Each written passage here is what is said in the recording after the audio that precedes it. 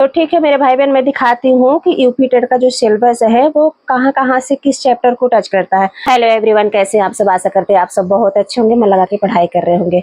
तो कल मैंने एक वीडियो डाला था, उसमें बताया था कि जो भी भाई बहन यूपी टेट की तैयारी कर रहे हैं और वो ये नहीं समझ पा रहे हैं कि हम तैयारी शुरू कहाँ से करें। कुछ लोग तो ऐसे हैं कि जो पढ़ाई कर रहे हैं, काफ़ी दिन से लगे हैं, उनकी तैयारी अच्छी है, पर कुछ लोग ऐसे हैं कि जो नहीं समझ पा रहे हैं कि हम स्टार्ट कहाँ से करें। तो मैंने उस वीडियो के माध्यम से ये बताया था कि सबसे पहले तो आप लोग ये करिए कि जो हमारा सिलेबस है, सिलेबस को आप पहले एक कॉपी में नोट कर लीजिए।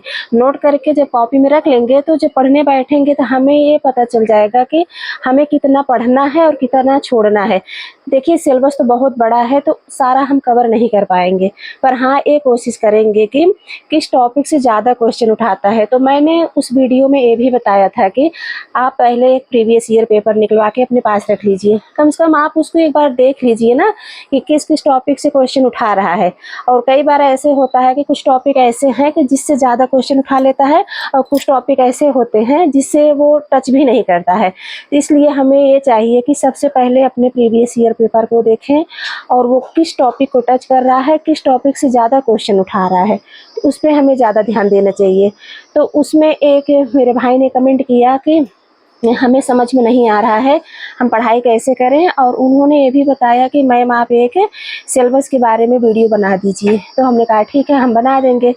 तो मेरे भाई बहन, आज मैं सोच रही हूँ कि एक ऐसे शॉर्ट फॉर्म में छोटा सा, बहुत सारा चीज़ तो मैं नहीं लेके आई हूँ उस सिलेबस में, बट हाँ क्या क्या चीज़ पूछता है और कौन कौन से टॉपिक से पूछता है, तो उस आधार पे मैं एक छोटी सी वीडियो लेके आई हूँ। उसमें ये बता रही हूँ कि आप लोग को उस सिलेबस में क्या क्या चीज़ पढ़ना है और किस टॉपिक को आपको टच करना है।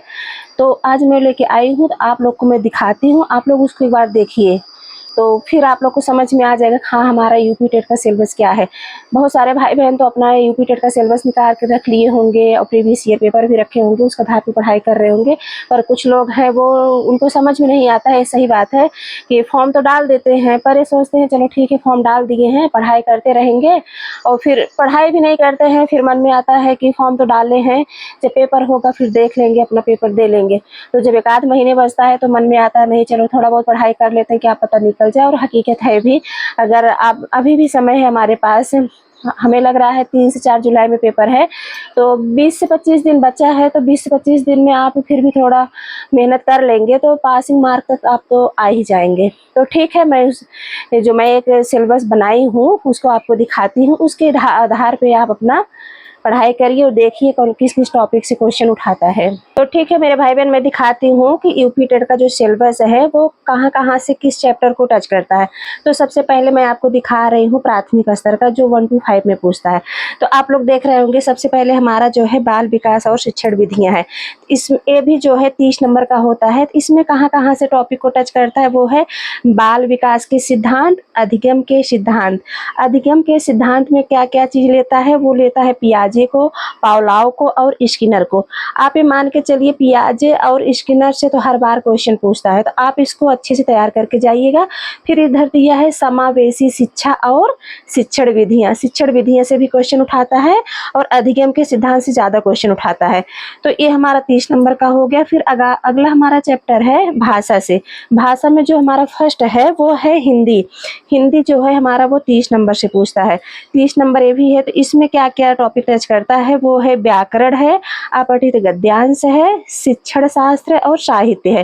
तो आप लोग ये कोशिश करिए, देखिए अपठित गद्यांश से अक्सर 5 से 6 क्वेश्चन पूछता है, और जो हमारा शिक्षण शास्त्र है उससे 3 से 4 क्वेश्चन पूछता है।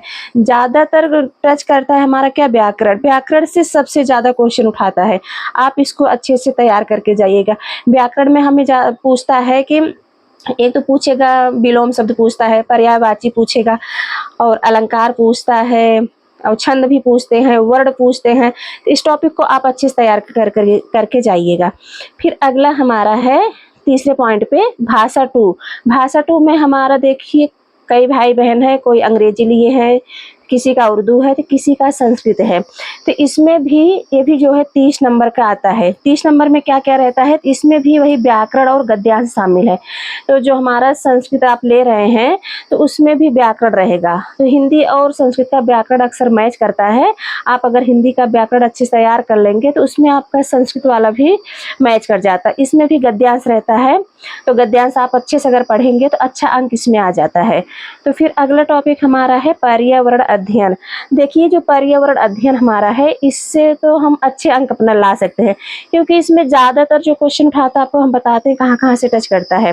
देखिए इसमें है जो परिवार है, भोजन है, स्वास्थ्य है, आश्रय है, पौधे हैं, जानवर है, नदियाँ हैं, पर्वत है, संविधान है और पर्यावरण शिक्षा शास्त्र है। ये भी हमारा 30 अंक का है। तो ज़्यादातर क्वेश्चन इसमें नदियाँ और पर्वत से उठाता है, भोजन से भी उठाते हैं, और जो पर्यावरण शिक्षा शास्त्र है इससे भी अच्छा क्वेश्चन उठाता है। इसलिए आप ज़्यादातर कोशिश करिएगा नदी से, पर्वत से और पर्यावरण शिक्षा से, पौधों से भी क्वेश्चन आता है। तो आप इसको अच्छे से टच करके जाइएगा, अच्छे से पढ़ के। फिर अगला हमारा है क्या है, गणित है। तो गणित भी ये भी 30 अंक का है। तो इसमें क्या क्या चीज़ पूछता है, तो वो है संख्या प्रणाली है, जोड़ भी पूछता है, घटाव पूछता है, ज्यामिति भी पूछता है, मापन पूछता है और घन पूछता है और गणितीय शिक्षा शास्त्र। क्योंकि जो हमारे 5 चैप्टर है आप देख रहे होंगे शुरू से लेके 5 चैप्टर तक जो है शिक्षा शास्त्र सारे में है, जो पेडागोजी है। तो आप उसमें हर चैप्टर में आपको 2 से 4 क्वेश्चन मिलेंगे पेडागोजी वाले। तो ये हमारा जो सिलेबस हो गया आप देख लीजिए, ये 1 to 5 का इतना है जो मैं आपके लिए लेके आई हूँ। फिर जो हमारा उच्च प्राथमिक स्तर का होता है 6 to 8 का, तो वो भी सेम मैच करता है। बस यही है कि जो 6 to 8 में पूछता है वो थोड़ा हार्ड लेवल का रहेगा। तो उसमें भी आप देख लीजिए जो बाल विकास और शिक्षण विधियाँ हैं ये भी 30 अंक का है, और ये वही चीज़ पूछता है जो प्राथमिक स्तर पे पूछता है। उसमें कौन कौन से लोग हैं, जैसे हो गए पियाजे हो गए, पावलोव हो गए, स्किनर हो गए, तो उन्हीं सबको इसमें भी पूछता है। और दूसरा टॉपिक हमारा है भाषा है, फर्स्ट हिंदी। हिंदी में भी 30 अंक आएगा, तो और 30 प्रश्न भी रहते हैं। इसमें भी वही चीज़ है, व्याकरण रहेगा, अपठित गद्यांश रहेगा, शिक्षा शास्त्र रहेगा और साहित्य से कुछ क्वेश्चन रहेंगे। साहित्य के जो क्वेश्चन पूछते हैं तो जो हमारी जानी मानी रचनाएं हैं उन्हीं को उठाता है। फिर हमारा अगला है भाषा 2। भाषा 2 में भी वही चीज़ है, अंग्रेजी है, उर्दू है, संस्कृत है। तीनों में से आपको किसी एक को ही चूज़ करना है कि आप कौन से टॉपिक को चूज़ कर रहे हैं, किससे आप पेपर देना चाहते हैं, या तो अंग्रेजी से देंगे, या तो उर्दू से, या तो संस्कृत से। तो वो भी सारा वही मैच करता है। इसमें व्याकरण रहेगा, संस्कृत और अपठित गद्यांश रहेगा, और शिक्षा शास्त्र वाले भी कुछ 2-4 क्वेश्चन रहते हैं। फिर अगला हमारा है जैसे विषय आधारित कोई एक, जैसे 6 to 8 का है, तो इसमें कुछ भाई बहन है जो कला वर्ग से फॉर्म डाले होंगे, कुछ भाई बहन है विज्ञान वर्ग से डाले हैं। ये जो हमारा आता है 60 अंक का रहता है। तो इसमें क्या क्या चीज़ है फिर हम आपको दिखाते हैं। जैसे हो गया गणित और विज्ञान वर्ग वालों के, तो उसमें पूछता है गणित से, भौतिक से, रसायन से, जीव से और शिक्षा शास्त्र से। यही इतना टॉपिक गणित और विज्ञान से टच करेगा। और सामाजिक अध्ययन में आपको दिखा रहे हैं, जिनका सामाजिक अध्ययन है उसमें इतिहास से पूछेगा, भूगोल से पूछेगा, राजनीति से पूछेगा और अर्थशास्त्र से, सामाजिक अध्ययन, शिक्षा शास्त्र से।